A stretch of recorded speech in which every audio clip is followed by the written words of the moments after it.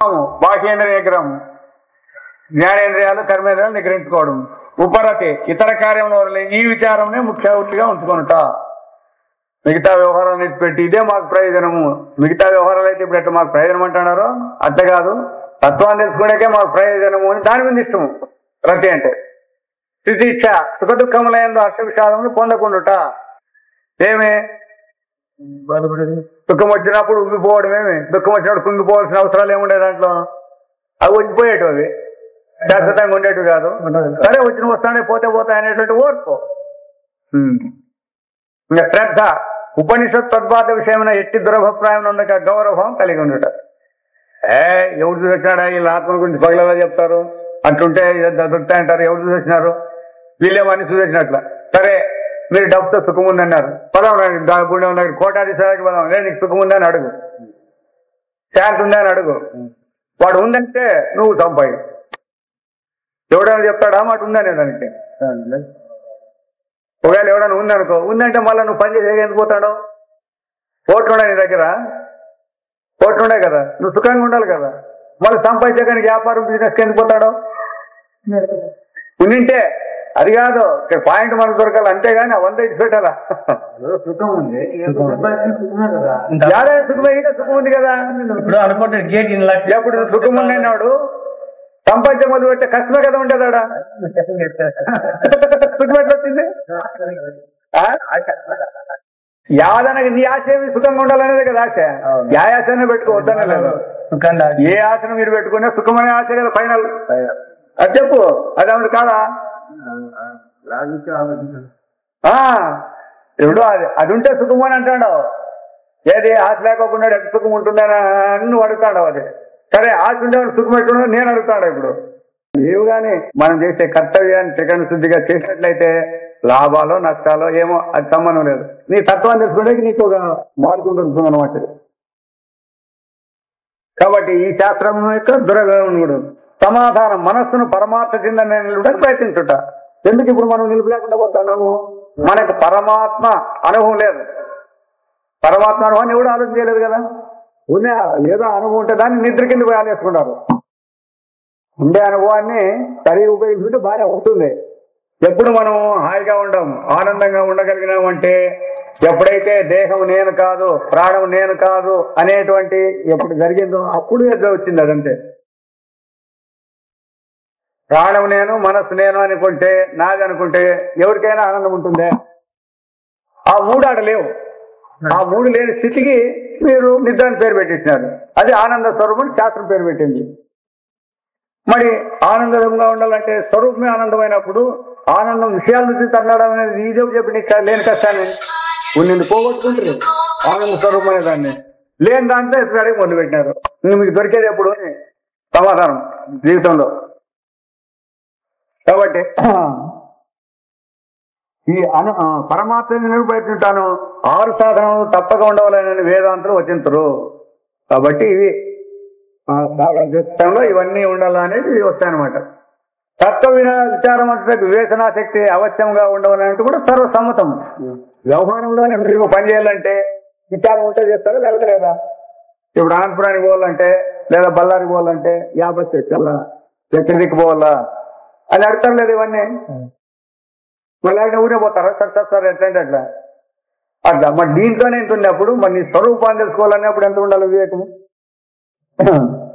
అంతేకాదు ఈ దీనికి నీ మనస్సు బుద్ధిని ఉపయోగించవచ్చు. ఈ వ్యవహారానికి నీ స్వరూపాన్ని తెలుసుకుంటే దీన్ని ఉపయోగించకూడదు అని చెప్తుంది శాస్త్రం. అది వచ్చిండేది.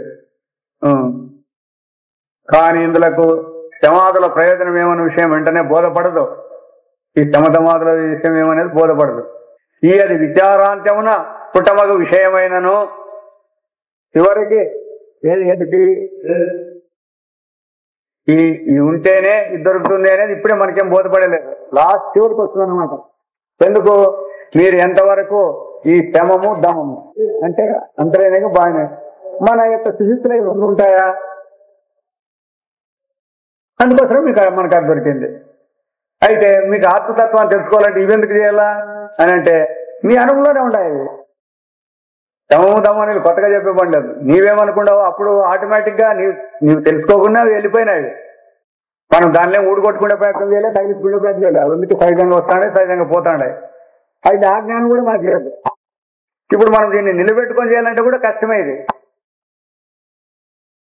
ఎందుకు అయితే చెప్పాల్సి వస్తుంది. కారణం ఏమంటే దానికి మార్గం చెప్పొస్తుంది, మేము ఎట్లా అని వాళ్ళు అంటారు అనమాట. దానికి శాస్త్రము మీరు ఈ విధంగా బాహ్య విషయాలకు లోబడుకోకుండా ఉన్నట్లయితే అని ఇట్లా శాస్త్రం చెప్పుకుంటూ వస్తుంది. ప్రజలను తెలుసుకోవాల్సింది ఏమనగా మన మనస్సు విచార క్రమము. ఇప్పుడు విచారం చేస్తాను కదా, వేదాంత విచార క్రమం మన మనోగత వాసనలను అనుసరించి ఒక్కొక్కటి ఒక్కొక్క ప్రత్యేక దిశ ఎందుకు పయనిస్తుండను. ఈ మనస్సు దీని ప్రభావం ఎట్లెట్టుండదు అంటే వెనకటి వాసనలు బట్టి ఆ వాసనలు బట్టి అనుసరించిపోతా ఉంటుంది. మనకు వాసన ఎక్కువ వేదాంత విచారం అనేది ఉంటే దీని మీదే వచ్చేస్తారు. కొంతమంది అంటారు ఇంటి పని కూడా ఇటు పెట్టేది క్లబ్కే పోతాంటాడు అప్పు అంటారు. వాళ్ళ వాసన అట్లా మరి వారికి చేస్తాడు. కొంతమంది ఏం చేస్తారు అట్లా ఏం లేకోకుండా గుడికే పోతా అంటారు. వీళ్ళు ఎందుకు పగలాలు ఇటు గుడికి పోతారు వీళ్ళు అంటారు. వీళ్ళ వాసన వీళ్ళదే, వాళ్ళ వాసన వాళ్ళదే. విచారదక్షులైనాను మేము లేదు దీన్ని తెలుసుకోవాలనేటువంటి నేనే నేర్పడతాను ఉన్నా. మనోవాసనలు ఒత్తిడితే తమకు తెలియకనే అక్రమ మార్గం అనుసరించి అనుచితమైన నిర్మాణంట మన అనుభవం కూడా తెలుసు. మట్టంగా ఉండాలని చెప్తా అంటారు. మళ్ళా చేసేటువంటి అది పొంద జరుగుతారు. ఎటు జరుగుతా ఉంటుంది ఇదంటే ఆ కర్మ ఫలితం ఉంటుంది అనమాట. ఆ వాసన అనేది ఉంటుంది, అది ఇడిచిపోతూనే ఉంటుంది. కాన క్షమాదులు అత్యవశ్యములు, ఆ యొక్క క్షమము దమము అనేటివి ముఖ్యంగా ఉండొచ్చు. ఇంతదనక మేము తెలిపిన వివేకము, వైరాగ్యము, సమాధి సత్యము, మూర్ఛత్వములు అనబడు 4 సాధనములు గలవారు అవశ్యముగా ఈ జన్మయందే వేదాంత ఉదిష్టమైన పరమార్థం నిర్గ్రహించి ఆనందింపగలని వేదాంతులు తాకుతున్నారు. ఈ 4 సాధనాలు మీ దగ్గర ఉందంటే ఈ జన్మలోనే చచ్చిపోయలేదు, ఇంకా మళ్ళీ ఏమవుతులేదు. ఇక్కడే వాళ్ళ స్వరూపాన్ని పొందగలని వేదాంతం ధైర్యంగా చెప్తాను అనమాట.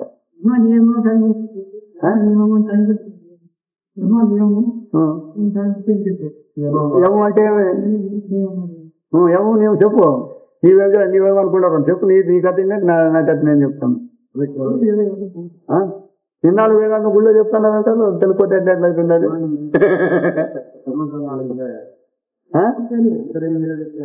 అంతే అంతే ఆడే వచ్చేది అంతే.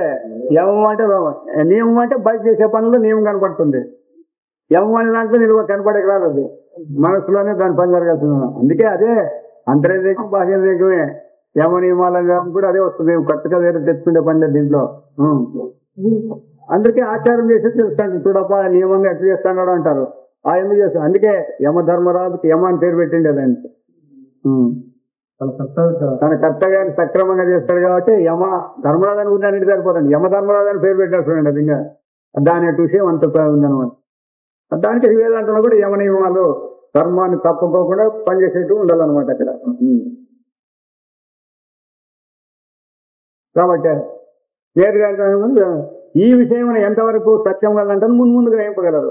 ఇట్లా ఈ క్షమతమాదుల చేతను, ఈ శ్రద్ధ సమాధానాల చేతను, మూర్ఖత్వంతోనూ ఎట్లా తీసుకుంటారంటే ఇక్కడ ముందు విచారంలో ఇవన్నీ బయటకు వస్తాయి. ఇప్పుడు సంక్షిప్తంగా తెలిపిండేది ఇది.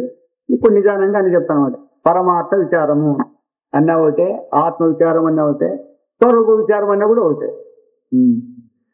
పైన బయట గురించి, ఆత్మ గురించి, బ్రహ్మను గురించి విచారం చేస్తారు. కాదు మన నిజ స్వరూపాన్ని గురించి విచారమే తెచ్చుతారు. అతి ధైర్యంగా ఉండాలి మనకు. మొదట ఏం చేస్తానంటే ఆడ బ్రహ్మను గురించి చెప్తారప్ప అంటే బ్రహ్మను గురించి చెప్తే నీకు వచ్చింది ఏముంది? అటుకేంటి పోయినట్టు ఏమో శాతాన్ని గురించి మాట్లాడతానంటే నీకేం ప్రజలు వాని గురించి మాట్లాడతానంటే నీ విషయాన్ని నువ్వు గుర్తించి నువ్వేమన్నా దాని గురించి తెలుసుకుంటే దాన్ని లేక మనం అట్లా పరమాత్మ విచారం అంటే మన స్వరూప విచారమే అనేది బాగా గుర్తుపెట్టుకోవాలన్నమాట. అది పూర్ణం. అది పరమాత్మ అనేది అది అంటే తత్ అంటే అది పరమ. ఇది అని ఇప్పుడు అంటున్నారు చూడండి. ఈ ప్రపంచం అంటే ఇది కూడా పూర్ణమే. మరి ఇది పూర్ణమైతే ఎందుకు మరి ఇట్లానే వస్తువు పడినాయి, ఇట్లా పడతాయి అంటే పూర్ణంలో నుంచి వచ్చిండేది పూర్ణమవుతుంది, అపూర్ణమవుతుందే? పూర్ణం ఉంది. వృత్తి ఉంది అనుకోండి. ఆ వృత్తంలో నుంచి మీరు ఎన్ని వృత్తాలు చేసినా కూడా అన్ని పూర్ణంగా 360 డిగ్రీలు ఉంటాయా? ఏమన్నా వేరే ఉంటాయా? ఓ బిందువు ఉందప్ప, వంట లేకుండా బిందువు ఉంది, ఆడే 360 డిగ్రీలు ఉంటుందా లేదా? అట్లా అది పూర్ణము, ఇదే పూర్ణము. పూర్ణం వల్ల పూర్ణం బయలుపెడలను, పూర్ణం వల్ల అపూర్ణం వచ్చేకి లేదు. కాబట్టి ఏదైనా ఉంది అంటే అది పూర్ణమే, ఇది పూర్ణమే, పూర్ణం అంటే పూర్ణమే వస్తుంది. పూర్ణం యొక్క పూర్ణమును గ్రహించినతో, కాబట్టి ఆ పూర్ణం అనేది కొలవలేని దాన్ని గ్రహించినతో పూర్ణమే మిగులును. ఉండేది అదే, ఏది గ్రహించినారో అదే ఉంది, కానీ వేరే మీరు గ్రహించినటువంటివన్నీ కూడా లేవు అనేది పరమార్థం యొక్క విచారం. అది ఇదం పూర్ణమిదం పూర్ణాత్ పూర్ణముదచ్యతే పూర్ణస్య పూర్ణమాదాయ పూర్ణమేవ శిష్యతే అని జన్ము చెప్పేది ఇది శ్లోకమేమో, అర్థమేమనే తెలుసు. దాని ఎంతే చెప్తే దాన్ని చెప్పినారనమాట. మీ ఉండేది పూర్ణమే, మీరు అనుకునేది పూర్ణమే, ఏదైనా వచ్చిందంటే అది పూర్ణమే, ఇంక వేరే రెండోది లేదు అని చెప్పారు. అయితే మనకు అట్లా తెలియదే. అయితే బ్రహ్మ అయితే పూర్ణమంటప్ప, ఈ ప్రపంచం అయితే అపూర్ణమంట, మేమంటే ఇంకా ఇది కోరికతో ఉండి తృప్తులు కాదంటే ఇట్లా పెట్టుకున్నారు. ఎప్పుడు కూడా ఉండేది పూర్ణమే. బంగారులో నుంచి ఏమి పాయింట్ తీయండి, మీరు బంగారు అయితే ఉండేది కాదా, ఇంత పుల్లు తీయండి, కొన్ని టన్నుల బంగారులో ఒక బుక్ తీయండి, దాన్ని టన్నుల్ని బంగారు అంటారు. దీన్ని కూడా మళ్ళీ వేరే తక్కువ అంటారా? అట్లాగా తీసుకోవాలన్నమాట. అయితే మనం ఎట్లున్నాం అంటే ఆ సరుకు టన్ను అన్నట్టుండి సులువు అనేదానికి తక్కువ అవుతుంది మనకి. అది టన్ను కదా, ఇది సులువే కదా, సులువైన బంగారే టన్ను. అదే బ్రహ్మైన పరమాత్మే, శివైన పరమాత్మే అని వేదాంతం చెప్పేది. ఇంత డిఫరెన్స్ ఉంది దీనికి. దానికి ఇప్పుడు అది బృహదారణ్యకులో మంత్రం అనమాట. అది ఇంకా దీనికి అవస్థాత్రయ దృష్టి అనేది ఇప్పుడు విచారం. అవస్థాత్రయం అంటే 3 అవస్థలను ఏ దృష్టితో విచారం చేస్తారు ఆ దృష్టి. వేదాంతుల అవస్థలను ప్రమాణ దృష్టితో చూడరు. అవి అవస్థ ఉందంటాడు కదా, జాగ్రత్త అవస్థ, స్వప్నావస్థ, నిద్రావస్థ. దీనిని ఏ ప్రమాణంతో మీరు గుర్తించినా చెప్పండి, చూస్తున్నాం మొదటి నుంచే.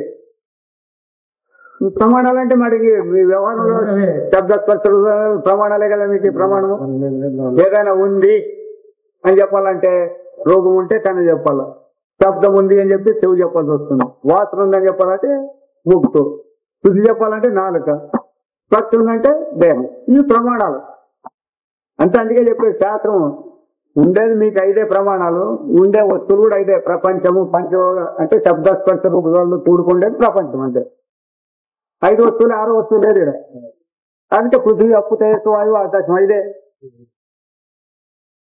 పంచ అంటే 5 దాంతో కూడుకున్నటువంటిది ప్రపంచం అని మనం అంటాను. అట్లా ఇప్పుడు ప్రమాణాలతో అవస్థ చెప్పండి, చూస్తాం ఎక్కడ చెప్తారు.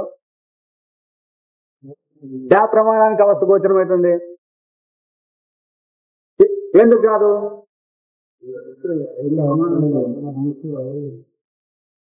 అదే పాయింట్, అది పెట్టుకో.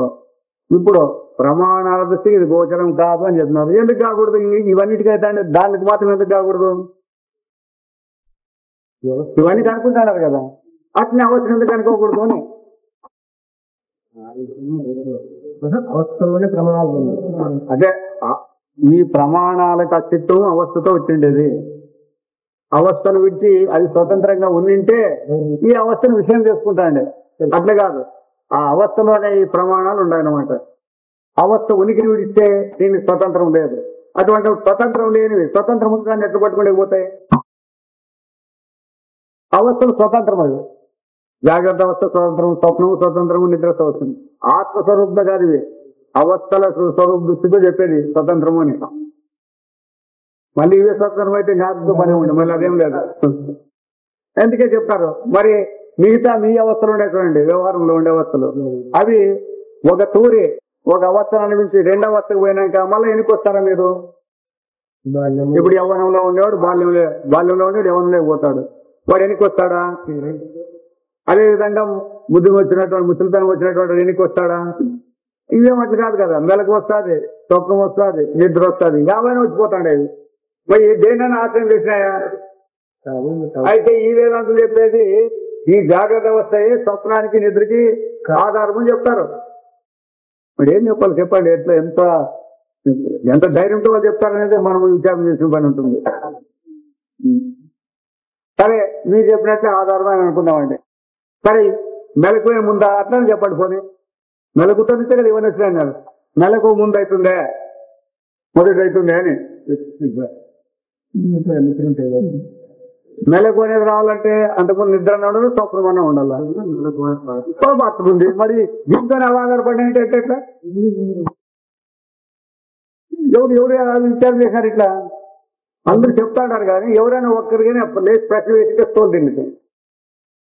ఇన్నేళ్ళ నుంచి ఇంకా మన చాలా దగ్గర మేము వింటామంటున్నారు కదా, జాగ్రత్త ఈ రెండింటికి కారణం అని చెప్తాడారు కదా. జాగ్రత్త వాసనాజన్యమే స్వప్నము, నిద్ర నిస్సారము అని చెప్తాడారే, అదే ముందని ఎట్లా చెప్తారు మీరు?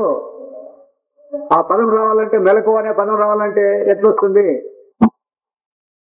దానికి చెప్తుంది శాస్త్రంలో ప్రారంభం నుంచే ముగింపు ఉంటుందంట. మేము మొదలు పెడతామంటారు, ముగింపు దాంట్లోనే ఉందంట. ఇంకా మళ్ళీ ముందుకు పోయే పని లేదు. మీరు ఎవరు పుట్టినామంటాను సత్యం దాంట్లోనే ఉంది అని. పుట్టినాడని లేకపోతే సత్యనారాయణ పడడానికి వస్తుంది, పుట్టాడు కదా శాస్త్రం అది. కాబట్టి ఆ ప్రారంభంలోనే ముగింపు కూడా ఉంది. ఎంతమంది చేస్తుంది ఇంత సమాచారాలు అన్ని కూడా? సత్యనారాయణ ఇంకా దానికి మళ్ళీ నెక్స్ట్ పుట్టినాడనే నుంచి ఇంక సత్యనారాయణకే ప్రయాణము. ఇంకేడుకుంటాడు నీ ప్రయాణం ఆడికి? ఇంకా పుట్టినామని కూడా అట్టే ఉంటాడా? మరణం అయితే ప్రయాణం అంటే మరణానికి పుట్టుతానే ప్రయాణం మొదలైంది. వయసుతానే ఉందిలే. నీవే చెప్పు ఇప్పుడు పుట్టినావు, ఎక్కడికి నీ ప్రయాణం? ముగింపుకే కదా నీ ప్రయాణం. వేదాంతుల అవస్థను ప్రమాణ దృష్టి చూడరు. అయితే మిగతా వాళ్ళందరూ వ్యవహారస్తులందరూ కూడా వ్యవహారాన్ని ప్రమాణ దృష్టితోనే చూస్తారు. అదేవిధంగా ఈ వ్యవహారస్తులు వేదాంతం చెప్పినా కూడా ప్రమాణ దృష్టితోనే తీసేపోతారు. అది పాయింట్ ఉండేది. ఏదైనా మీరు వచ్చి తెలుసుకోండప్పా అంటే ప్రమాణాలతో ఎట్లయితే వ్యవహారంలో మీరు చేస్తాను తెలుసుకోవాలని చెప్పినారు కాబట్టి మనం దీంట్లోనే కదా ఆలోచన చేసినది వస్తారు అట్లా. అందుకే వేదాంతులు అని మొదటి పేరు పెట్టి వాళ్ళు ప్రమాణ దృష్టి చూడరు. అంటే వ్యవహారస్తులు ఎట్లయితే ప్రమాణాలు పోయి జీవనం చేస్తాడారో అట్లా వేదాంతులు దాని గురించి అట్లా ఆ దృష్టిదే చూడరు అనమాట. పరమాత్మను కనుగొని చేసిన ప్రయత్నములన్నిటి ఎందును ఉపనిషత్తుల ఆధారంపై జనించిన వేదాంత దర్శనము తన ప్రత్యేకమైన ఒక అసాధారణ స్థానమును పొంది ఉన్నదనియు. సాధారణం అంటే ఏమి? ప్రమాణాలతో చూసేది. అయితే వేదాంతం అట్లా కాదు, ప్రమాణాలకు అతీతమే చూస్తుంది. అందుకే చెప్తాండి అది వేదాంతం వినాలంటే నీ అహంకారము వద్దు, నీ బుద్ధి వద్దు, నీ మనస్సు వద్దంటుంది. నీ ఇంద్రియాలు గాని మనస్సు గాని బుద్ధి గాని అహంకారం నేననేవాడు కూడా అవసరం లేదు ఇక్కడ. ఎందుకంటే ఆ నేననేవాడిని స్వతంత్రమే లేదు. ఆ స్వతంత్రం లేనివాడు స్వతంత్రమైన పరమాత్మ తెలుసుకునే వానికేం అధికారం ఉంది? మరి అయితే ఎట్లా మరి మీరు మాకే కదా చెప్పేదంటే మీ స్వరం పరమాత్మ కాబట్టి పరమాత్మ దృష్టితో పరమాత్మ చూడండి అని చెప్తాం మేమంతే. మీ దృష్టిగా చూడమని చెప్తాండి. అది మీకు అది తెలియదు. ఏది మా స్వరూపం ఎటువంటిది అనేది మీకు తెలియలే. అనుభవ స్వరూపం అని మీకు గుర్తించలే. పని ఏమో దాంతోనే చేస్తాడారు మళ్ళీ, అయినా దాన్ని మాత్రం గుర్తించలేదు. సూర్యుని వెళ్తున్నా మనం పని చేస్తానే, సూర్యుని వెళ్తున్న ఇచ్చిపెట్టి మేమే పని చేస్తాడా అని ఎట్లా చెప్పుకుంటాడారో అట్లా చెప్తాడారు వీళ్ళంతా. ఆ విధంగా ఉపనిషత్తుల ఆధారంపై జనించిన వేదాంత దర్శనము అంటే పరమాత్మ స్వరూపాన్ని చూపించడం తన ప్రత్యేకమైన ఒక అసాధారణ స్థానం పొందినని, అందుకు తాను అవలంబించిన పూర్ణ దృష్టియే కారణమని వెనుకటి ప్రకటన గ్రహించటమే. కాబట్టి పూర్ణ దృష్టి కావాలా. ఇక్కడ మనం ఏం చేస్తామో అపూర్ణ దృష్టి పెట్టుకున్నాం. జాగ్రత్తను పెట్టుకొని ఆ జాగ్రత్త సత్యమని పెట్టుకొని జాగ్రత్తలో ఉండే ప్రాణం సత్యమని పెట్టుకొని మిగతా దాన్ని తీసేసి ఆ విచారం చేస్తాను. అందుకే దాంట్లో శ్రవణ మణిదాసులు చెప్తుంది అనమాట, ఈ మొత్తం ఈ శాస్త్రాలన్నీ ఎట్లా బయలుదేరినాయప్ప అంటే నేను దేహము, దేహేంద్ర సంఘాతం ఉన్నట్టు పురుషుడు, లేదా నేను దేహేంద్ర సంఘం స్త్రీ, వీళ్ళిద్దరిని పెట్టుకొని ఈ పురుషుడు లేదా ఈ స్త్రీ లేదా ఈ దేహము ఇంద్రియాలు ఏ విధంగా సుఖంగా ఉండగలుగుతాయి అనే దాన్ని పెట్టుకొని శాస్త్రాలన్నీ రాసినప్పుడు అప్పుడు అంటే అసత్యమైనటువంటి దేహేంద్రియాల కోసము శాస్త్రాలన్నీ రచింపబడినాయి. అవి బ్రహ్మలోకం వరకు మళ్ళీ అది పొరపాటు పడదండి. మరి ఏం చెప్తారు ఇప్పుడు? మరి ఇంత ఉందంటే మేము అది చదివినా, మేము ఇది చదివినా, మేము ఆడిపోతాం, ఇటు ఆడిపోతారు, మీరు ఆడిపోతే మాకు ఆడిపోతారు చెప్పు. అన్నీ దీనికి సంబంధించినవే మెడికల్ ఏమేమి చేశారు? ప్రాణం ఉండే తప్ప మిగతాన్ని కనిపెట్టినారు అంటారు. ఎందుకు కనిపెట్టారు? ఈ దేహం ఉండేదానికే కనిపెట్టిండు. అయితే ఇదే సత్యమా? ఎప్పుడు ఇదే సత్యమైతే కనిపెట్టాల్సిందే లేదు. ఇది ఒక అవస్థలో కనపడుతుంది, రెండో అవస్థలో అడ్రస్సే లేదు. దానికి మీరు ఎంతసేపు దాన్ని ఏమేమో చేసి కనిపెడతామనే పని ఏమి ఉండదు దీనికి. నెలకు వస్తే కనపడుతుంది, తప్పులు వస్తే కనపడుతుంది, నిద్రపోతే రెండు ఉండలేదు. దానికి మీదంతా విచారం ఏమిటి? పనికిరాని విచారాలన్నీ చూడండి ఎట్లుండదు. వేదాంత విచారం అంటే ఎంతసేపు మీరు ఎప్పుడే పని లేదు. అందుకే ప్రపంచం అంటే గొప్పదంటే వాళ్ళు రెండే మాటలు చెప్తారు: ఆధ్యాత్మికము, ఆది భౌతికము, ఆధ్యాత్మికం. ఈ మూడు ఇచ్చిపెట్టి ఏమన్నా ఉంటే చెప్పండి మీరు. దేహాలు, ప్రాణులు, తర్వాత పంచభూతాలు, పంచభూతాల నిర్మాణాలు, తర్వాత దేవతా లోకాలు.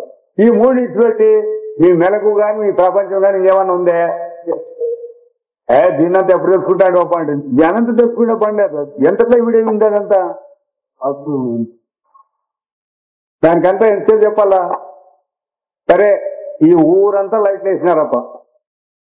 అబ్బా ఎన్ని లైట్ అనేది కానీ ఈవిడ స్విచ్ ఆఫ్ చేస్తే మొత్తం అంతా అయిపోయాయి కదా. ఆ ట్యూబ్ లైట్లు కావచ్చు, డూబ్ లైట్లు కావచ్చు, ఇది కావచ్చు, ఏమైనా కావచ్చు. మరి ఇవన్నీ ఏమైనా చెప్పండి చూస్తాము. పెద్దలో ఉంటాయి ఇవంతా. ఆ స్థితి సూక్ష్మమైన దాంట్లోనే ఉంటా, లేకపోతే అందులో అంతా ఉందా స్వతంత్రంగా? అట్లా ఈ ప్రపంచము దీని సమాచారం అంతా ఎంత తెలుసుకుంటే పని లేదు. నేను ఎవరైనా తెలుసుకుంటే అదే తెలిసిపోతుంది అంతా.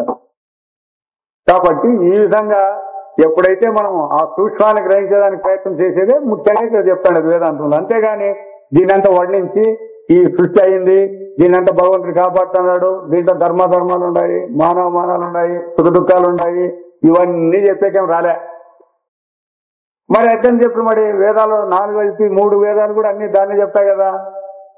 మీరు అనుకున్నారు కాబట్టి మాకు ఇవన్నీ ఉన్నాయంటున్నారు కాబట్టి అవన్నీ ఉన్నాయని ఒప్పుకొని చెప్తాను అంతే. అయితే దాన్ని సమ్మతించింది అంటే కాదు, దాన్ని కేవలం అధ్యారోపణ చేసింది అంతే. తర్వాత దాన్ని అపవాదం చేస్తుంది, తర్వాత మీ యథార్థ స్వరూపం ఇది అని ఒక్క మాట తెలిసి చెప్తుంది అనమాట. ఆత్మసత్యం జగన్మిథ్య జీవో బ్రహ్మైవ నాపరహ. ఎన్నేంటి ఎంత వేదాంతం చదివినా లాస్ట్ దాకా ఇచ్చే రాసింది ఎవరైనా కానీ. అట్లా కాబట్టి తాను అవలంబించిన పూర్ణ దృష్టియే కారణమని వెనకటి ప్రకటన గ్రహించటమే. ఒక జాగ్రత్తనే పెట్టుకుంటారు, కరెక్టే. మీ వ్యవహారానికి మీరు సరిపోయింది. నిద్ర అనేది ఎందుకు కానీ మీరు నిద్రపోతారంటే ఏం చెప్తారు మీరు? అది వాళ్ళు చెప్పినట్లే కష్టపడి పని చేసి ఉంటేనో లేకపోతే బస్సు తింటేనో మాకు నిద్ర వస్తుంది అని అంటుంటారు. సరే, నిద్ర రావడానికి బాగా తిండి పెడతాం, నిద్రపోమని అప్ప చూస్తాము. నిద్ర రానికి డాక్టర్లకి పోతుంటారు కదా, మీరు ఎంతసేపు తింటారు తినండి అని పెడతాము, నిద్రకి వస్తుంది వాళ్ళకి. మరి చిన్న పిల్లలు ఏం తింటారప్ప? వాళ్ళు 18 గంటలు కాదు కదా, 20 గంటలు నిద్రపోతారు. ఎప్పుడో రోజుసేపు కుయ్యి అని వచ్చేది 2 పాలు తాగుతానే నిద్రపోతారు వాళ్ళు. ఏం పని చేసినారు వాళ్ళు విశ్రాంతికి వచ్చేదానికి? మరి ఇట్లాంటివి ఏం విచారం లేకోకుండా అట్లా పూర్ణంగా విచారం చేయకోకుండా యాదో మాకు తెలిసింది ఇదే, దీంతోనే మేము విచారం చేస్తామంటే ఏమవుతుంది? ఏం కాదంటే అవస్థాత్రయ దృష్టి ఎక్కటే పూర్ణ దృష్టి ఎక్కటం వలన ఈ దృష్టి చేయవనర్చిన సిద్ధాంతమే యుక్తి అనుభవం సమ్మతమనియు ఇతర దర్శనముల అవలంబించిన దృష్టి అపూర్ణమవుతుందా అది ఒక నిర్ణయం నాకు రాలేకపోయినా తెలిపి ఉంటుంది. ఎందుకు మరి ఇప్పుడు కపిలుడు, కణాదుడు, జైమిని, మహాముని వీళ్ళందరూ ఉండరు. వీళ్ళందరూ కూడా వేదాంత దర్శనం కోసం వచ్చే ఆత్మతత్వాన్ని తెలుసుకోవాలా, సత్యాన్ని తెలుసుకోవాలని వచ్చే వీళ్ళందరూ కూడా. మరి ఎందుకు కానీ వాళ్ళు తెలుసుకోలేకపోయారు? నీది ఆయన ఒప్పుకోలే, ఆయన నీది ఒప్పుకోలే. మా శాస్త్రం కూడా నువ్వు అంటావు, మా శాస్త్రం కూడా ఆయన అంటారు. నాదే సత్యం అంటారు. ఎందుకు మీ ఇద్దరు సత్యమైంది? మీ దృష్టి వేరే, ఆయన దృష్టి వేరే. పూర్ణ దృష్టి ఇద్దరిది ఒకటే ఉండింటే ఇద్దరు ఇప్పుడు వీళ్ళందరూ అంతమంది కూడా వేదాంత దృష్టిని ఒప్పుకొని తిరగాలి కదా వీళ్ళంతా. ఎందుకు? ఎవరికి లేదు ఇది? కపిలుడికి లేదా? ఇప్పుడు ఈ వేదాంతంలో చెప్పేటువంటిది అనుభవం లేదా? కణాదులకు లేదా? జైవుని మహామునికి లేదా? మరి అందరికీ ఉండాలి కదా. మరి మీరు కనిపెట్టిన సిద్ధాంతాలు ఎందుకు డిఫరెన్స్ వచ్చినాయి అంటే మీరు పూర్ణ దృష్టిని పెట్టుకోలేదు. కేవలం జాగ్రత్త దృష్టిని పెట్టుకొని, దేహాన్ని పెట్టుకొని, దీనికి సంబంధించిన దాన్ని పెట్టుకొని విచారం చేసినారు. దాని నుంచి తత్వం బోధపడినాయి. యథార్థం ఇవన్నిటికీ అది మూలము అనే పాయింట్ పోయిందంటే అందరికీ సులభంగా తెలిసిపోయింది అనమాట. చాలా ఎక్కువైంది. ఈ అవస్థాదృష్టి యొక్క స్వరూపమేమి? సరే మీదేమో చెప్తాడు కదా, మీ కథ ఏమిటో. అవస్థాదృ దృష్టి అంటున్నారు, మిగతా వాళ్ళంతా అపూర్ణ దృష్టి అంటున్నారు, మీరు పూర్ణ దృష్టి అంటున్నారు కదా, మీ సమాచారం ఏమి? ఇతర దృష్టిల కంటే దీని ఎందుగల ప్రత్యేకత ఏమి?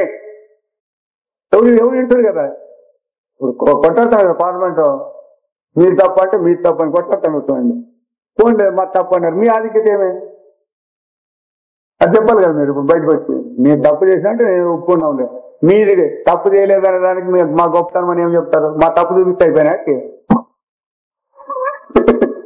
మీ తప్పును మేము చూపిస్తాము. అదే కదా దానికి చెప్తాంటారు కదా, వాళ్ళు ఎవరు తప్ప వాళ్ళు ఇద్దరు వస్తారు, అది మర్చిపోయిన కథలన్నీ వస్తారు కాదు. శివుడు గొప్పవాడని శైవ మతస్థులు వచ్చినారు, వైష్ణు భక్త వైష్ణవులు ఈశ్వరుడు గొప్పవాడని వచ్చినారు. అప్పుడు సరే ఇద్దరు రాజు దగ్గరికి పోయినారంట, మా గురువే గొప్ప, మా దేవుడే గొప్పవాడు, మిగతా వాళ్ళు కాదు అని. ఎట్లా? సర్వశక్తిమంతుడు, సర్వజ్ఞుడు, ఇది ఉన్నాయి పదాలు ఉన్నాయి కదా, శక్తివంతుడు అన్నాడు. వీళ్ళేదో కొన్ని ఆధారాలు చూపించకుండా పోయి ఓడిపోయినారంట వీళ్ళు వైష్ణవులు. అవును మనం ఓడిపోయినాం కదా, ఎట్లా అంటే మనల్ని బస్సులో వాళ్ళని అడదాము అని, మీ గొప్ప మతం గొప్పదైతే అని మొదట ప్రశ్న వేసినారనమాట వాళ్ళు.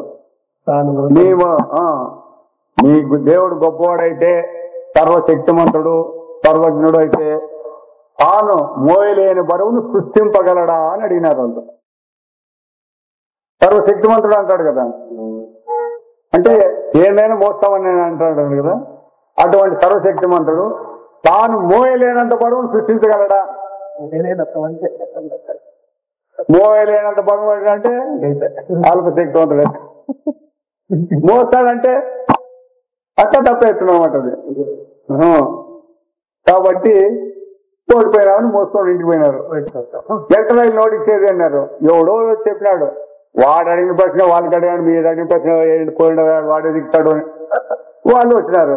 సరే మీ దేవుడు గొప్పవాడు అంటారు కదా, తాను మోయలేనంత బరువుని తాను సృష్టించగలడా అంటే, సృష్టిస్తాడంటేను పొరపాటు, మోస్తాంటే వాళ్ళు అప్పుడు ఇద్దరు నోరు మూసుకొని బయటకు వచ్చారంట. ఎందుకు అంటే ఇద్దరికి దాని సమాచారం తెలియ ఏమిటి అనేది.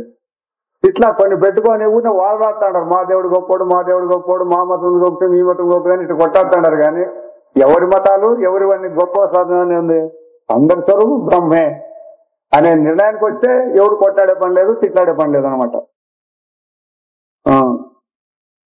కాబట్టి ఇదే పూర్ణ దృష్టి అనేటికి ఆధారమేమి?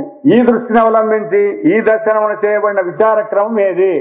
అది ఆ విధంగా ఎట్లా విచారం చేశారు? వాళ్ళు విచారం చేశారు అవస్థల్ని, వాళ్ళే విచారం చేయకుండా పోలే. జాగ్రత్తలో కూర్చొని స్వప్నాన్ని కొంతకాలం ఉండిపోతుంది, దానికి విలువ లేదు, ఈ నిద్ర అజ్ఞానము, ఏమీ తెలియదు అంటారు కాబట్టి అని ఇట్లా వాళ్ళ నిర్ణయాలు వాళ్ళు చేసినారు. దీన్ని ఆ నిర్ణయాలు చేస్తారు. మీరు కూడా అంటున్నారు కదా, మీరు ఎట్లా నిర్ణయాలు చేస్తారు?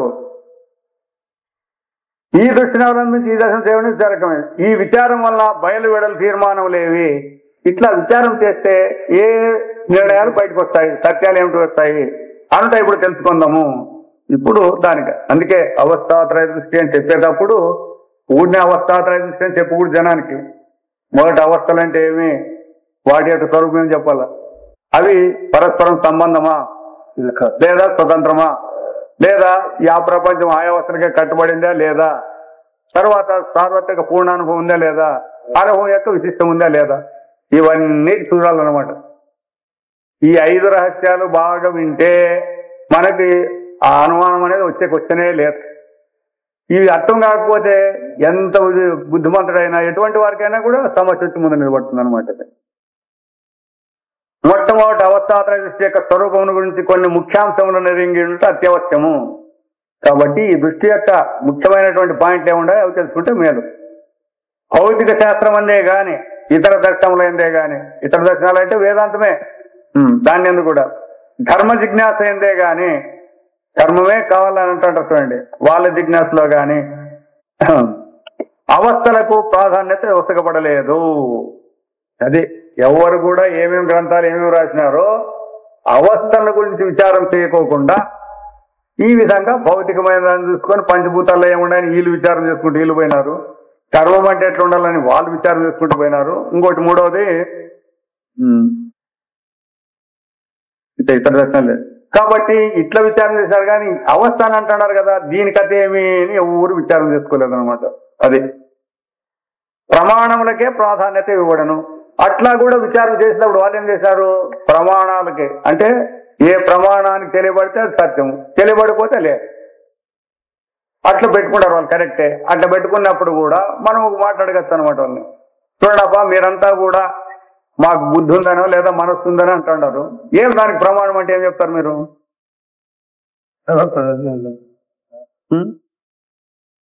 చెప్పండి, దానికి ప్రమాణం చెప్పండి.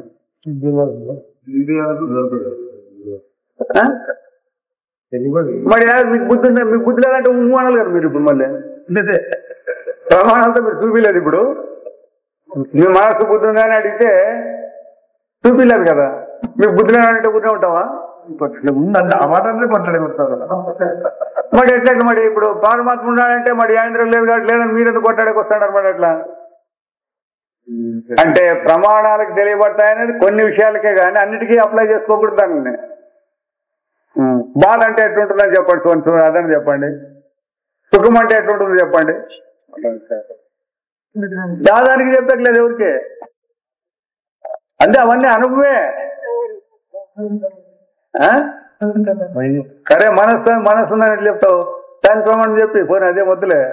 మనకు సంబంధించిన కరెక్ట్ పదమేమో. మనస్సు అనేది ఎట్లుంటుంది? అది లోపల నుండి ప్రేరేపించిన వస్తువు రావాలి కదా బయటికి. ఎంతసేపు ఉన్నా కూడా ఉన్న సవాల్ చెప్పుకుంటూ పోయేది కాదు ఇక్కడ. వస్తు కాదు. అందుకే ఇది వేదాంతం వస్తుతంత్రమే కానీ కర్తృతంత్రం కాదు. ఇది వస్తువు ఎట్లుందో అట్లా చూపించాల్సిందే. కర్తంత్రం కాదు. ధర్మ జిజ్ఞాస ఇవన్నీ కూడా కర్తంత్రాలు. వాడు చేసుకుంటే పొంతాడు, లేకపోతే లేదు. అయితే ఇది అట్లా కాదు. వస్తుతంత్రం అంటే నేను పరమాత్మ కాదు, నేను పుట్టి సచ్చేవాడే, నేను జీవి ఏమన్నా నువ్వు, అయితే నీ స్వరూపం మాత్రం పోయలేదు. పోనీ వీళ్ళు తత్వ విచారం చేసేవాళ్ళన్నా ఆత్మ గురించి విచారం చేసేవాళ్ళు కూడా ఇంద్రియ గోచరముల విషయములను పరీక్షించడమే నిమగ్నై ఉంది. వీళ్ళు కూడా ఆత్మ ఉందంటే ఉందని చెప్పాక రాదప్పా. మరి రాదని చెప్పాక రాదు ఎందుకు చెప్పాలప్ప? దాన్ని చూపించాక రాదు, చెప్పాక రాదు, ఇట్లుంటున్నారు. ఏం మరి చెప్పాలి మీరు? కాబట్టి కంటికి కనపడిన దాన్ని పెట్టుకొని సవాల్ చేసేకి పోయినారు వాళ్ళు కూడా. వారు ప్రత్యక్ష ప్రమాణమే విమర్శకు విషయమును ప్రస్తుతపరచు ముఖ్య సాధనమని భావించున్నారు. ప్రత్యక్ష ప్రమాణం అంటే జ్ఞానేంద్రియాలు అయితే ఈ ఐదుటికి తెలిస్తే వస్తువు ఉందాం, లేకపోతే లేదుందాం అని అట్లా పెట్టుకొనే వాళ్ళంతా విచారం చేసినారు అనమాట. ఎంతటి సూక్ష్మాతి సూక్ష్మమైన యంత్రములను ఏర్పరచుకొని ఉన్నాను. అదేమో చెప్తారు కదా, ఒక వెంట్రుకని చీలిస్తే 1000 భాగాలు చేస్తే కూడా కనిపెట్టచ్చు అంట పరికరంతో. అట్లాంటి మీరు ఎన్ని కనిపెట్టినప్పటికీ కూడా అవన్నీ ప్రత్యక్షమైన కారణమునకు ఉపకరణములు ఎక్కుతున్నందున అవి ఏమన్నా కనిపెట్టినా కూడా కంటితోనే ఉపయోగించాలి మీరు. ఎంత సూక్ష్మమైనా కానీ కూడా నువ్వు నీ కన్ను ఉపయోగించాల్సిందే కానీ కన్నును ఉపయోగించుకుని అవి ఏమన్నా చెప్తాయా? మరి ఇప్పుడు దీనిలన్నిటికీ ఆధారం అది కన్నే కదా. మరి దాన్ని విచారం చేయకోకుండా దీనిలన్నీ విచారం చేసుకుంటూ పోతే ఎట్లా? కన్ను అనేది ఏమిటిది, దాని స్వరూపం ఏమనేది విచారం చేసింటే తెలుస్తాండి. ఆ కన్నుతో తెచ్చేదాన్ని బట్టి విచారం చేసుకుంటూ పోతానే ఉంటారు. ఇట్లా దీని సమాచారం మొదలెళ్ళే, దీనికి ఎంత విలువ ఉంది, దీనికి స్వతంత్రం ఉందా లేదా అని దీని గురించి తెలియదు అనమాట. భౌతిక శాస్త్రం ప్రత్యక్షమే మూల సాధనం అని భావించవచ్చును. ఇంకా భౌతిక శాస్త్రకులే గాని తత్వశాస్త్రకులే గాని ఇంద్రియములకును మనస్సుకును గోచర విషయములను వీడి ఇతరమకు దేనిని కూడా విమర్శ చేయకొని లేదు. వాళ్ళు తత్వం చేయాలని చేసేవాళ్ళు చూడప ఈ విధంగా ఉంటే ఇట్లుంటది అని తత్వ విచారకులు అట్లే చెప్తున్నారు. భౌతిక విచారకులు కూడా ఇది ఇట్లుంటే ఇట్లుంటుంది అని చెప్పి వాళ్ళు అంతే చెప్తున్నారు. అవి ప్రత్యక్ష ప్రమాణంతో ఉండేదాన్ని బట్టి అవి ఉపయోగించి ఆ విధంగా చెప్పుకుంటూ పోతున్నారు. వారు తాము ప్రత్యక్షంగా చూసిన విషయం లెస్సగా ప్రయోగాలచే పరీక్షించి యుక్తులచే ఉపాయాల చేత పూర్వాపర విరోధరహితముగా పొందపరుచుకొని తత్వ నిర్ణయం అనొస్తారు. అంటే ఎవరని చెప్తే కూడా ఇప్పుడు నీళ్ళలో ఆక్సిజన్ హైడ్రోజన్ ఉందని చెప్పినారు, ప్రయత్నించి అవి చూపిస్తారు. అట్లా మళ్ళా విరోధం రాకోకుండా వాళ్ళకి ఆ ఇంద్రియాలకు తెలియబడేంత వరకు దాన్ని చెప్తారు. అందుకే చెప్తారు కదా, వీటి మేము చేస్తాము దాన్ని ఇంకా కొన్నాళ్ళకి మళ్ళీ బయటపడతామని. రోగాలకు మందులు ఇట్లాంటివన్నీ కనిపెట్టారు కదా కొన్ని విషయాలన్నీ. ఇది మార్కెట్లోకి ఇప్పుడు వస్తుందని వస్తువుని కనిపెడతారు చెప్తారు కదా. ఇట్లా వాళ్ళంతా చేసుకొని మళ్ళా దానికి గోచరమయ్యే వరకు పెట్టి తర్వాత చూడప్ప దీనికి ఇది కనపడుతుంది నీకు చెప్తారంటే ఆ విధంగా భౌతిక శాస్త్రజ్ఞ విషయాన్ని విడివిడిగా గ్రహించి వాని విశేష రూపంలో విచారం ఉన్నట్టురు. ఒక్కొక్కరు తీసుకుంటారు, మన్ను తీసుకుంటారు దాన్ని, నీళ్లు తీసుకుంటారు దాన్ని, అగ్ని తీసుకుంటారు దాన్ని, ఇట్లా ఒక్కొక్క పాయింట్నే సూర్యుని తీసుకుంటారు, చంద్రుని తీసుకుంటారు, ఆ గ్రహాన్ని తీసుకుంటారు. ఇట్లా ఒక్కొక్క దాన్ని విడివిడిగా తీసుకుంటారు. కానీ మొత్తాన్ని అని తీసుకునేది వాళ్ళకి చేత కాదు. తత్వశాస్త్రజ్ఞులు వాడిని మొత్తంగా గ్రహించి వాని సామాన్య రూపంలో విచారించారు. వాళ్ళు కూడా వీళ్ళకంటే విడివిడిగా కాకోకుండా వీళ్ళు మొత్తాన్ని తీసుకున్నా కూడా మళ్ళీ ఎట్లా చేస్తున్నారప్ప అంటే మళ్ళా వాళ్ళకి తెలిసినటువంటి ఈ ఉపకరణాలను ఉపయోగించే ప్రమాణాలను ఉపయోగించే వాళ్ళు కూడా విచారం చేస్తున్నారు. ఈ భేదం తప్ప అన్ని విషయములందు వారి ఇరువురు ఒక్కటే. వాళ్ళు విడివిడిగా చేస్తారు, వీళ్ళు మొత్తాన్ని చెప్తున్నారు అంతే. భేదం ఏం లేదు. వీరిరువును ప్రత్యక్ష అనుమానములను ఉపయోగించరు. ప్రత్యక్ష ప్రమాణం అంటే నేరుగా కనపడేది. అనుమాన ప్రమాణం అంటే దాని వేరే.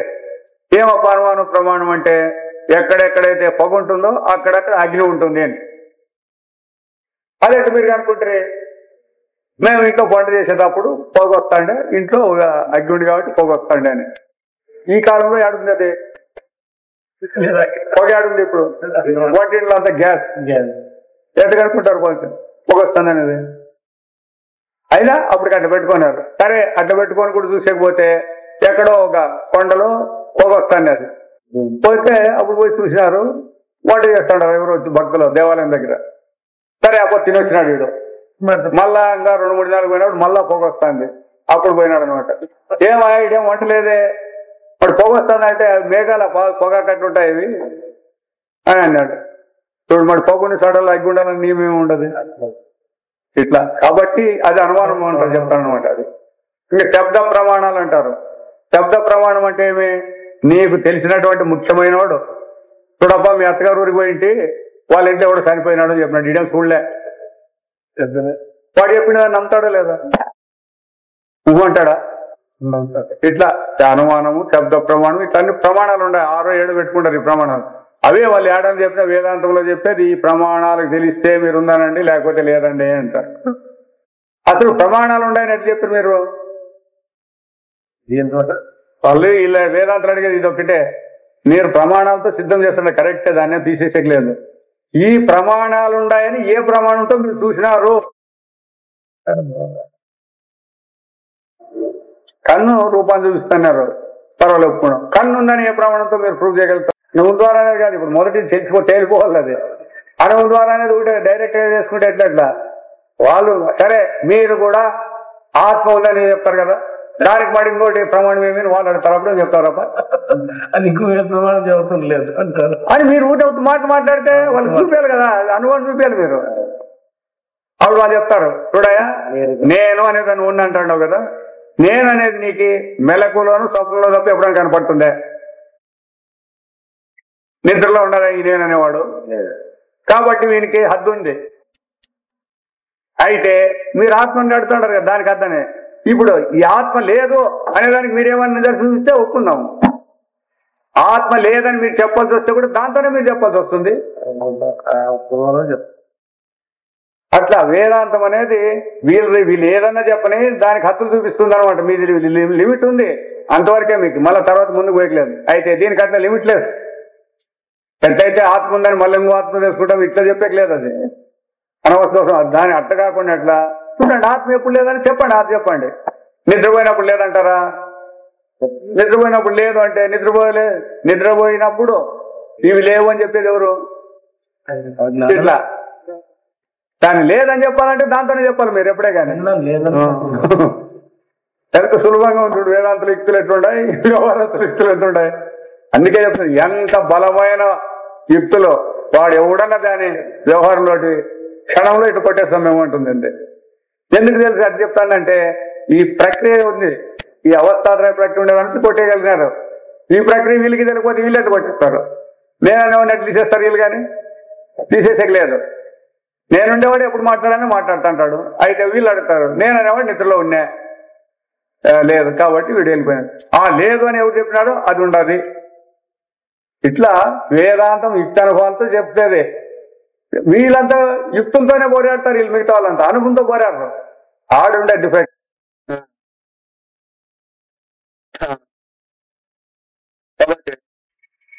ధర్మ జిజ్ఞాస ఎందు వారి వారి శ్రద్ధా విశ్వాసములు అనుభవ విశేషములు విచారింపండాయి. మేము ధర్మంగా ఇట్లంటే మాకు ఇట్లా అనుభవాలు వచ్చినాయి అవి చెప్తాడారు అంతే. ఆ విధంగా చెప్తాడారే కానీ వేరే వాళ్ళు కూడా స్వతంత్రంగా దానికి మూలమేమో వాళ్ళు కూడా చెప్పడం ధర్మ జిజ్ఞాసలో కూడా. అందులో ధర్మ గ్రంథములు ఆప్త వాక్యములు సాధనములే ప్రమాణములు. వాళ్ళు కూడా ఏం చెప్పినారప్ప అంటే ఆ యొక్క పురాణాలు ఇతిహాసాలు ఎవరైనా చెప్పేటట్టు దాన్ని చూసుకొని చెప్తారు అంతే. అది అనుభవం కాదు, ఎవరి అనుభవం కాదు అది ఆ ధర్మ జిజ్ఞాస. ఎట్లా 100 యాగాలు చేసినట్లయితే ఇంద్ర పదవి వస్తుంది అన్నారు.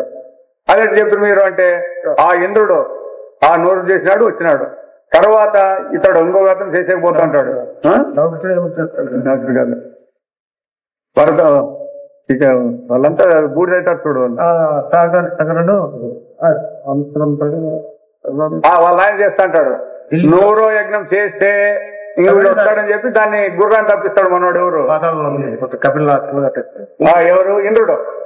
3 తూర్లు వస్తాడు మోస. అదే వాళ్ళే బౌద్ధులు, జైనులు, కాపాళికులు, వీళ్ళు ముగ్గురు చూడండి. అది ఆ వేషాలతో వస్తాడు. కాబట్టి అటువంటి వాళ్ళని చంపేలేదు నీ ఆ పిల్లోడు ప్రతిజ్ఞ చేసింటాడు కొడుకు. అక్కడ తప్పించుకోబోయి కట్టేసింటే వీళ్ళు ఎక్కడ రాబోండి అంటే ఆడిపోయి బట్టి అంత ఇది భస్మవుతారు అనమాట. ఇట్లా కాబట్టి ఈ శాస్త్రం అంతా కూడా మీకు చూపిస్తున్నాను అనమాట. అనుభవాలు మీ ధర్మ జిజ్ఞాసకి ఎంత ఉంది, బ్రహ్మ జిజ్ఞాసకి ఎంత భేదం ఉంది అనే డిఫరెన్స్ చూపించే తత్వాన్ని ముందుకు నడుపుతుంది అనమాట. ఇక మీద మొత్తం మీద ప్రత్యక్ష అనుమాన శబ్ద ప్రమాణములను ఉపయోగించుటయు తత్ప్రమాణ విషయములనే పరిశీలించుటయు అంటే ఈ యొక్క జ్ఞానేంద్రియాలతో ఉపయోగించుకొని దాంతోనే నిర్ణయం చేసినటువంటివి వేదాంతేతర విధానం అని గ్రహింపవలేను. మనం అది తెలుసుకోవాలి. శంకర వేదాంతులు అంటే ఎవరు, వేదాంతులు అంటే ఎవరు అనేది వేదాంతులు అందరికీ కామన్. అయితే వేదాంతేతరులని వాడినారు కదా, వేదాంతము చెప్తే ఇతరులు కూడా అని అన్నారు. మరి వీళ్ళు ఎలా చెప్పేది మేము కూడా చెప్తామంటే ఇగో ఇతరులందరూ కూడా దీన్ని ఉపయోగించినారు అని చెప్తూ, అయితే వేదాంతుల విధానం ఇది కాదు. ప్రత్యక్ష ప్రమాణాలు కానీ అనుమాన ప్రమాణాలు కానీ దీన్ని ఉపయోగించే పని లేదు. ఎందుకంటే వాళ్ళు మొత్తం తీసేసినారు, నేననే వాడిని తీసేసినారు. ఇంకా ఈ ప్రమాణాలన్నీ నేననేవాడిని ఆశ్రయించే ఉండవు ఇవన్నీ. కాబట్టి వాడిని తీసేసినాక దీనితో ఏం పని ఉండదు వాళ్ళకి, పని లేదు. అందుకే చెప్తాండి అది అవి పరమాత్మాన్ని తెలుసుకునేకి మీ ఇంద్రియానుభవం కానీ నేననే అహంకారం కానీ ఏ పనికి వచ్చే క్వశ్చనే లేదు. కారణం ఎందుకంటే వాటికి స్వతంత్రం లేదు. నిద్ర లేనోడు వాడేందుకు నిద్ర గురించి మాట్లాడే అధికారం ఉంటుంది దీనికి? దాంట్లోనే ఉండింటే వీడు చెప్పేది అధికారం ఉంటాండే. ఒక అవస్థలో ఉంటే 2 అవస్థలు లేని చెప్పడానికి సత్యాన్ని గురించి చెప్పే దాటి నుంచి వస్తుంది అది రాదు. వారు ప్రమాణ దృష్టిచే విషయములను చూడరు. మొదట ఇవన్నీ పెట్టుకోవాలి వేదాంత లేక వ్యవహారం. అందుకే వేదాంతం చెప్పేవాళ్ళు దేని ఆశ్రయం చెప్తాడారు అని కనుకుంటే మనకి గుర్తులు అన్నమాట ఇవి. ఎప్పుడైతే వాళ్ళు చెప్తాడారు ఈ పదాలు చెప్తాడారు అంటానే వీళ్ళు ఇక్కడే ఉన్నారు అని మనం గుర్తుపట్టచ్చు. కొంతమంది వాళ్ళు అదే అంటనమాట, మీరేం వాళ్ళు తప్పని చెప్తారు కదా, ఎట్లా చెప్పారు మీరు, లక్షల మంది వాళ్ళు ఇందంటే వాళ్ళు చెప్పే తత్వం తప్ప అని. తప్పని చెప్తాం, దానికేం భయం ఉంది? విష్ణుడు తైజసుడు ప్రాజ్ఞుడు అనేటివి జీవవాచకాలని వాళ్ళు అంటారు. ఉపనిషత్తులో ఆత్మవాచకాలని ఉండదు. అది అదొకటి చాలు మాకు, మిగతాదంతా మాకేం పని ఉండదు, కొట్టాడే పని కూడా లేదు మాకు. జీవునికి తెలుసు చాలా పుస్తకాలు అందరూ జీవవాచకాలే, ఎవరు ఒకరనే పని ఏమద్దు. ఆ భాష్యాల్లో తప్పితే మిగతా వాళ్ళందరూ జీవవాచకాలే. ఎందుకు చెప్పు కదా, మొన్న నేను ఆల్పూర్ అనే ఊరికి పోయింది కదా, ఆయన ఎవరో హిందూపురం దగ్గర ఉండేదాని నుంచి వచ్చినాడు, ఆశ్రమం నుంచి చెప్పే పీఠాధిపతి. ఇదే ప్రశ్న వేస్తానమాట నేను వాకింగ్ పోయినప్పుడు. విష్ణుడు తైజుడు ప్రాజ్ఞ అంటారు కదా, ఇవి జీవవాచకాలు ఆత్మవాచకాలు. జీవవాచకాలండి జీకే కదా క్లియర్. పక్కన ఇంకో స్వామి ఉండే కాదా, మాండూక్య ఉపనిషత్తులు ఏం చెప్పినారు? జీవవాచకాలని చెప్పినారా ఆత్మవాచకాలని చెప్పినారా అంటే వాళ్ళ శిష్యుడు అంటాడు అప్పుడప్పుడు ఇట్లాంటి సన్న వేయడం సరిపోతాడు సార్ గురువు దగ్గర అంటాడు.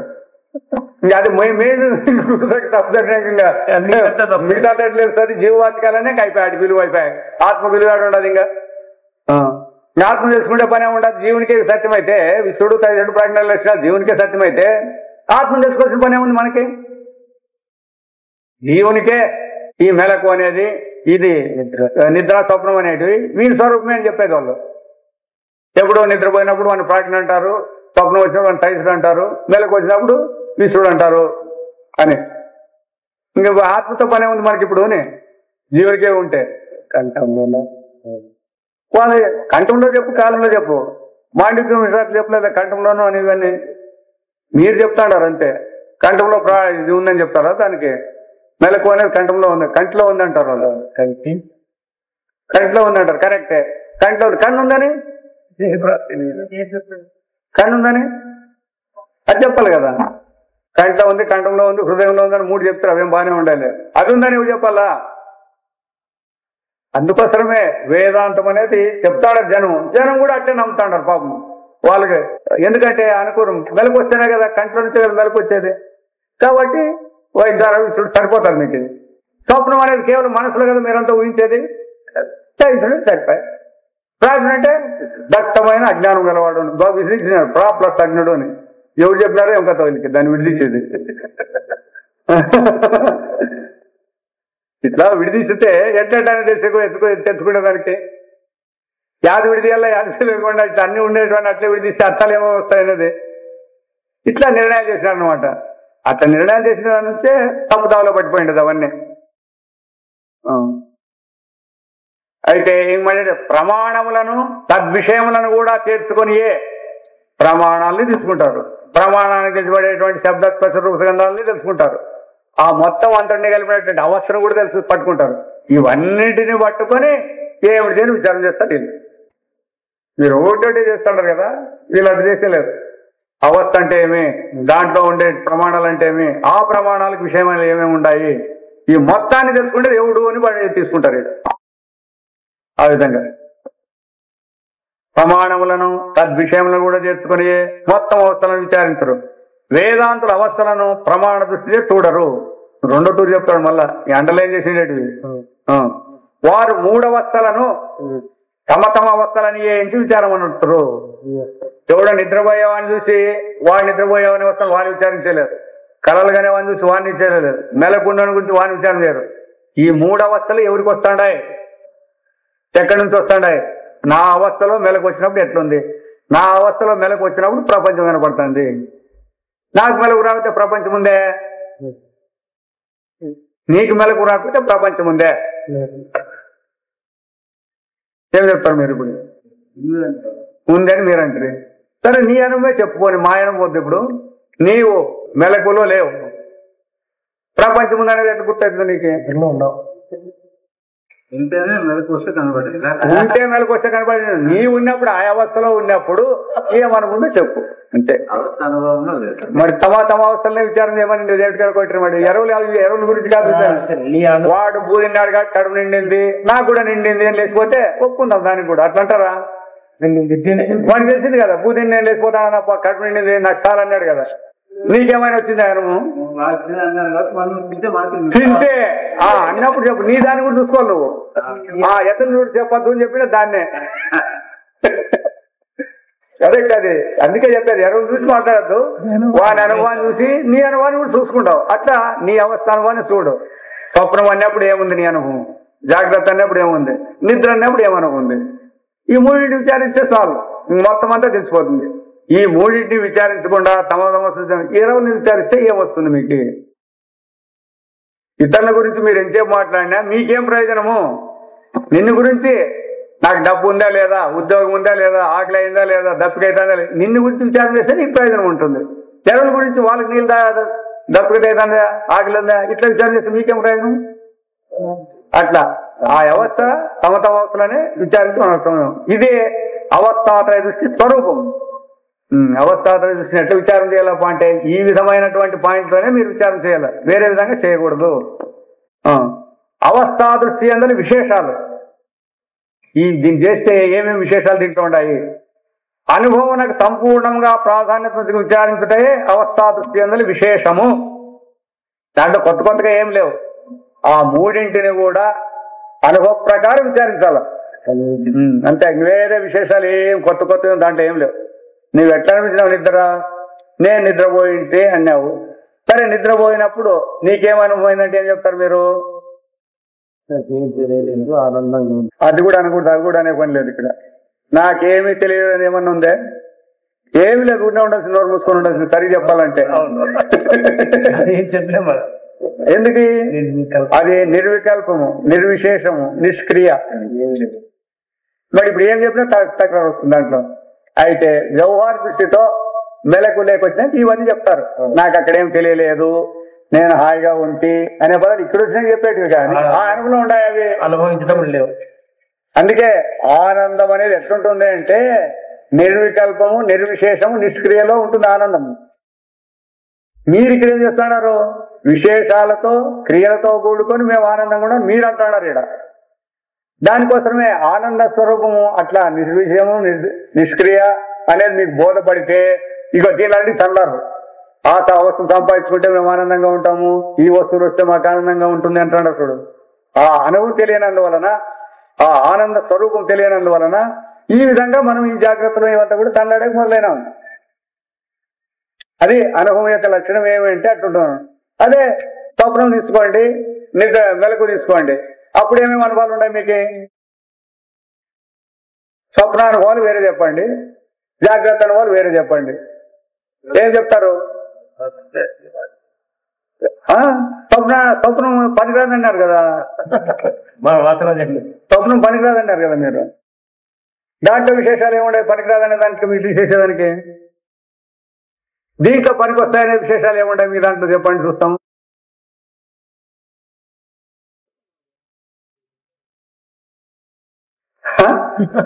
ఈడంతా ఆడంత అయితే దానికి నెలకు స్వప్నం అని పేరెత్తి పెడుతుంది. అంత ఆడంత ఈడంతా ఇక 100 రూపాయల బిల్లులున్నా ఒకటే, ఈ నోటున్నా ఒకటే అన్నప్పుడు దీన్ని 100 అంటారా, దీన్ని 100 అంటారా, లేకపోతే వేరు వేరు ఎవరు మాట్లాడతారా? ఇది 100 కాదా? 100 బిల్లులు ఉన్నాయి, ఇక్కడ ఒకటే కాగితం కదా అంటే కాగితం ఉంది, బిల్లులు ఉన్నాయి, అంత మొత్తం అదే కదా. అట్లా మీరు కూడా ఇప్పుడు స్వప్నంలో ఇది పనికిరాంది, జాగ్రత్త పనికి వస్తుంది అంటే ఈ ఆధారంతో మీరు చెప్తారు. ఇప్పుడు మాకంతా పని పడతాడే కాబట్టి, మేము చేసే పనులకంతా సహాయపడతాను కాబట్టి చెప్పినాము అని అంటారు. ఎందుకు? ఇక్కడ ఆకలినప్పుడు అన్నం తిన్నాము కాబట్టి, క్రియాకారక బలము సఫలమైంది కాబట్టి ఈ జాగ్రత్త వస్తే పనికి వచ్చింది. నీళ్ళు తప్పికైనా బట్టి నీళ్ళు తాగినాం కాబట్టి ప్రయోజనం చేయకూడదు కాబట్టి పనికి వస్తుంది అన్నారు. కరెక్ట్. స్వప్నంలో ఆకలి అయితే ఏం తింటారు మీరు? అక్కడ అన్నమే ఏం తింటారు? ఆకలి తీరాలంటే అన్నమే వచ్చింది. దప్పి కావాలంటే మరి ఈడ ఆడ భేదం ఏముంది, భేదం ఏముందో చూపిస్తామంటే ఏం భేదం చూపించేది? ఈడ నేను, నా భార్య, నా పిల్లలు ఈడ అంటున్నారు, మా ఇంట్లోని ఆడ అంటున్నారా లేదా? మరి ఇంకేమి మీరు ఏమిట్లో పొరపాటు ఉందని దానికి స్వప్నం అని దీనికి నిద్ర మెలకొని పేరు పెట్టినారు. అది ఇప్పుడు లేదు కదా అంటారు. అది ఇప్పుడు లేదు. కరెక్టే. స్వప్నంలో మీద ఉందే, ఇంకా అదన్నా ఉంది, అంతా ఇది అదే అనుమానం ఉంది. లేకపోయినా మాకు ఇట్లా స్వప్నం వచ్చింది అనుమానం ఉంది మీకు. ఇక్కడ ఆ స్వప్నం లేకపోయినప్పుడు ఈ మెలకులో ఉండే కనీసం వస్తువు లేకపోయినా అనుమానం ఉందా? దీని అడ్రస్ లేదు. జాగ్రత్తలు మేము ఇట్లా అనిపించామని అనుమానం ఉందా? పోనీ అందుకే దీన్ని నికృష్టావస్థ అంటారు వేదాంతం. అర్థంగా లేదా మీకు? మీరేమో సత్యావస్థను మీరు పెట్టుకుంటారు, జాగ్రత్త నికృష్టావస్థ. దానికన్నా స్వప్నమే చాలా మేలు. మీకేం పని చేయకోకుండా కూడా అటు ఇల్లు కట్టుకుంటారు, చేస్తుంటారు అని అంటారు. అయితే మనం దాన్ని పనికిరాని చెప్పి మనం ఇట్లు పెట్టుకున్నాం అనమాట. ఇట్లా భేదాలు. కాబట్టి విశేషం ఏమన్నట్లయితే తమ యొక్క వ్యవహారానికి ఎప్పుడైతే మనం బాగా అనుభవాన్ని ఇచ్చినా వాడు అంతే. ఎక్కడైనా అనుభవిస్తే ఆడైనా ఉల్టే వస్తుంది. ఆ అనుభవం అంటే అనుభవం అనేది మళ్ళీ రెండో తూరు పాయింట్. అది మళ్ళీ ఉంది. అనుభవం అంటే శరీర ఇంద్రియాల అనుభవం ఉంది, మనస్సు అనుభవం వ్యవహారంలో ఉంది. అయితే పరమాత్మ స్వరూపాన్ని తెలుసుకుంటే అక్కడ అనుభవం పెడితే ఈ ఇంద్రియాల వ్యవహారం అవసరం లేదు, మనస్సు వ్యవహారం అవసరం లేదు. అటువంటి అనుభవం లేదు. అదే పరమాత్మ అనుభవం అని చెప్పారనమాట. ఆ అనుభవాన్ని మనకి ఇప్పుడు చెప్పేకి వచ్చిండేది. కానీ ఈ చెప్పే అందరికీ తెలిసింది ఈ ఇంద్రియ అనుభవాలు. దీన్ని చెప్పేకేం రాలే. మీకంటే మాకే బాగా తెలుసు అంటారు. ఒక సన్యాసి వచ్చి మీకు వచ్చి గృహస్థుని యొక్క ఈ వ్యవహారాలు ఎట్లుంటాయని ఏం చెప్తాడు? వాడేం పెళ్లి చేసుకోలే, కొడుకులు పుట్టలే, వాడేం దీని గురించి ఏం చెప్పమంటే ఏం చెప్తాడు? వాడు మనమే బాగా చెప్తాం వాళ్ళకంటే. అందువలన అనుభవం తమ అనుభవమే తీసుకోవాలా. ఎట్లా అంటే వేరే దాని సాయం కాకోకుండా ఆ అనుభవంలో ఆడున్నప్పుడు ఎట్లుందో దాన్నే తీసుకొని బోధ చేయాలన్నమాట. ప్రత్యక్షణమాన శబ్ద ప్రమాణం చేతనే విషయం పరిశీలింపాలని అనేకులు భావించి ఉన్నారు. చాలా మంది ఈ ప్రమాణాలను ఉపయోగిస్తేనే తత్వం బోధపడేది, సత్యం బయటకు వచ్చేది. కన్నును ఉపయోగించకపోతే రూప సత్యం అనేది వస్తుంది. కాబట్టి నేను ఉపయోగించి ఎలా అంటారు వాళ్ళు. సరే మీరు ఉపయోగించేది కరెక్టే కాదమ్మా, కన్ను చెప్పిన దాన్ని మీరు నమ్ముతాడు కదా, కన్ను ఉందనే దానికి ప్రమాణం కూడా చెప్పొస్తే అప్పుడు దాన్ని నమ్మచ్చు. ఊనే మీరు కన్ను ఉందని దానికే ప్రాధాన్యం కల్పించి రూపానికి సత్యం చూపిస్తే ఎట్లా? మీరు దేంతో అయితే చూపించగలుగుతాడో దానికి ప్రమాణం చూపిస్తే అది సత్యం అని తెలిస్తే దాన్ని చెప్పిన అది కన్ను చెప్పే రూపాన్ని సత్యం అని మనము నమ్మచ్చు. కన్ను సత్యం అసత్యం అంటే ఏం తెలుసు మీకే? అనుకుంటాం అంతే. చూడు అదే మాట వచ్చింది. అది అనుకుంటా నిద్రలో ఆడిపోయామడి అనుకుంటాంలే, ఒప్పుకుందాం. నిద్రలో ఆడిపోయా ఈ కన్ను, స్వప్నంలో ఆడిపోయి ఈ కన్ను. సత్యం అంటే ఉండాల్సింది కదా. అందుకే సత్యం అనే పదమే తెలుసుకుని ధ్యానం మందికి. సత్యం అనే ప్రమాణం, సత్యం అనే దానికి వస్తువు తెలిసింటే దాని డెఫినేషన్ బాగా తెలిసిందంటే ఇవన్నీ వచ్చేలేదు వేదాంతంలో. ఆ సత్యం అనే పదానికి అర్థం చేయకుండా వ్యవహార సత్యాన్ని సత్యం అని పెట్టుకొని అంతటిని ఆ దృష్టితోనే విచారం చేసేకపోతుంటారు. అదే పెద్ద దోషం అన్నమాట ఇది. కాబట్టి కానీ ప్రమాణముల ప్రామాణ్యం నిర్ణయించడం ఎట్లు?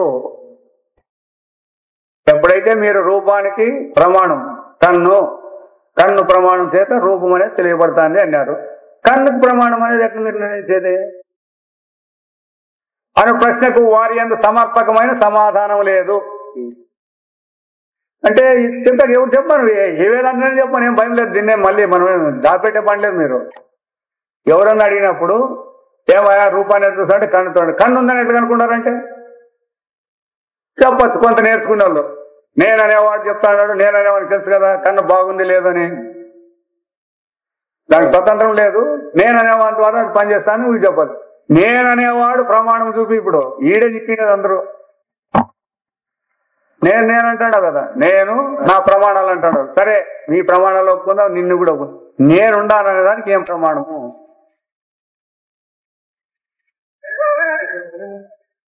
చెప్పండి. అందరూ చేతులు ఎత్తుకుతుండేది ఇట్లా.